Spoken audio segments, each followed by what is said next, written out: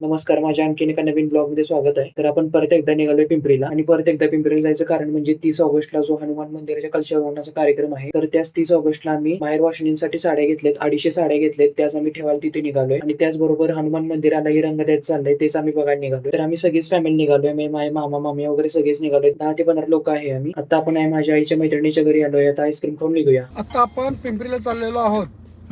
प्रमोद इनामदारांच्या नातवांचं नातीचं नामकरण विधी करून आपण आता सगळे इनामदार फॅमिली पिंपरीला चाललेलो आहोत. तिथे ग्रामदैवताचं दर्शन घेऊन सगळेजण आपापल्या घरला निघायचं आहे. Okay okay done.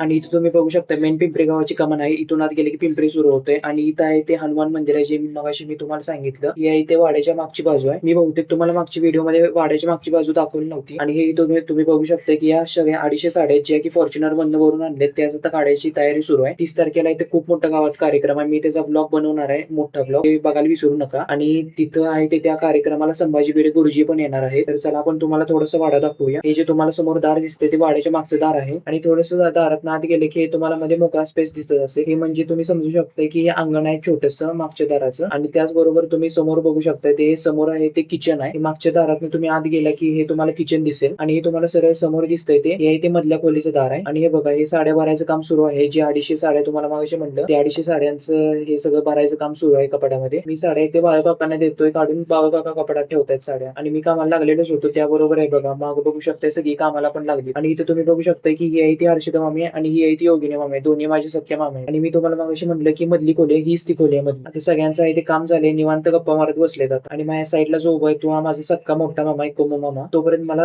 महेश मामाने कडक ब्लॅक टी आणून दिली आहे. हा तुम्ही बघू शकता तो वाड्याचा बाहेरचा परिसर आहे. आणि बरोबर वाड्याच्या बाहेरच हे तुम्हाला हनुमान मंदिर दिसेल. चला आता तेच तुम्हाला हनुमान मंदिरात आपण दाखवूया. चला. आणि बहुतेक मागची पण मी दाखवले, तरी पण परत एकदा आपण दाखवूया. हे बघा, हे सगळं रंगरंगोटीचं काम झालंय. आणि आत इथं तुम्ही साईडला बघू शकाल ते सगळे कलरिंगचे बॉक्स वगैरे पडलेले आहेत. आणि हे समोर तुम्हाला दिसते ते हनुमानाची मूर्ती आहे, जी की स्वयंभू मूर्ती आहे. आणि ऍक्च्युली ही जी तुम्हाला मूर्ती दिसते ती रानात सापडलेली. तर चला, मंदिर दाखवून आपण वाड्याच्या पाठीमागे आलोय रानात जायसाठी. आणि आम्ही इथे पुरुष मंडळीत जाणार आहे ट्रॅक्टर मधून.